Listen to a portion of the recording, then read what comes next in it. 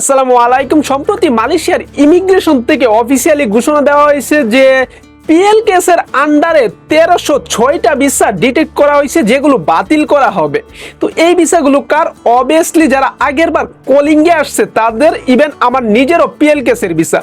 তো অনেক বাংলাদেশি প্রবাসীরা ভিসা হাতে নিয়েও এই মালয়েশিয়াতে এখন বয়ে আছে। এর রিজন হচ্ছে একটা, এটা হচ্ছে মালয়েশিয়াতে আসার আগে আপনার কোম্পানিটা যাচাই করে নাই। তো মালয়েশিয়াতে আসার আগে আপনার কোম্পানি যাচাই করা কতটা জরুরি এই ভিডিওর পর আই হোপ আপনি ক্লিয়ারলি বুঝতে পারবেন। আগের বার কলিং খোলার পর যেভাবে পারছে শুধু মালয়েশিয়াতে ঢুকতে পারলেই চলবে এরকমটা চিন্তা ভাবনা করে ঢুকছে। ইভেন কলিং এ ঢুকার পর অনেক লোক দেশে ব্যাক চলে গেছে। তাই এইটা অবশ্যই মাস্ট বি অনেকটা ইম্পর্টেন্ট। ব্যানার কোম্পানি আর অরিজিনাল কোম্পানি এইটা আসলে আলাদা করা। তো এখানে মেইন বিষয়টা আমি বলি, মেইন বিষয়টা হচ্ছে একটা কোম্পানিতে ধরুন লোক দরকার 20 জন লোক খাটাতে পারবে, বাট সেখানে 200 জনের অ্যাপ্রুভাল দিচ্ছে। তো ইমিগ্রেশন থেকে দেখা গেছে এই 200 জনের অ্যাপ্রুভাল ঠিকই দিয়ে দিচ্ছে, কোনো কিছু যাচাই না করে তারা দিয়ে দিচ্ছে। কেন দিয়ে দিচ্ছে? এখন এইটা জানতে পারছে যে আসলে এইখান থেকে যে 200 লোক দিচ্ছে তাদের আসলে লেবির যে টাকা রয়েছে, লেবির টাকা জমা দিতে হয়, এইটা আসলে বায়ারই করে নাই, টাকাটা জমাই দেই নাই, অফিসিয়ালি বায়ার করে নাই, বাট বায়ারটা ঠিকই দিয়ে গেছে, আন্ডার ট্রাভেল বায়ার হয়ে গেছে। তারা ধরতে পারছে যে কারা করছে, তাদেরকে অ্যারেস্ট করা হয়েছে। কিন্তু তারা যেটা বলছে যে এই ভিসাগুলো বাতিল করা হবে। এখনো পর্যন্ত 1306টা ভিসা বাতিল করা হবে। তো যদি এই 1306টা ভিসা বাতিল করা হয় আর যে লোকগুলোর হাতে এই ভিসা আছে, মালয়েশিয়াতে অবস্থিত যে লোকগুলোর হাতে ভিসাটা রয়েছে, তারা আবার যদি লেবির টাকা বায়ার করতে যায় এই মালয়েশিয়া থেকে, তাহলে তাদেরকে আলাদা ভোগান্তি পোহাতে হবে, আলাদা ঝামেলায় পড়তে হবে, ইভেন টাকা তো আরো দিতেই হবে যদি তারা নতুন করে ভিসা লাগাতে চাই বা মালয়েশিয়াতে থাকতে চাই। তো দিন শেষে সব প্রেশার পড়লো সেই কর্মীদের উপর। এত টাকা দিয়ে খরচ করে আসলো, বর্তমানে আবার এই প্রেশার পড়লো কর্মীদের উপর। এমনিতেই এক জায়গায় ভিসা নিয়ে অন্য জায়গায় কাজ করা যায় না, কাজ করে ভিসা থাকা সত্ত্বেও অনেক বাংলাদেশি ভাই দেশে ব্যাক করতে হইতেছে। ইভেন ইমিগ্রেশনে ধরা পড়ে অনেকে জেল খেটে ব্যাক করতে হইতেছে।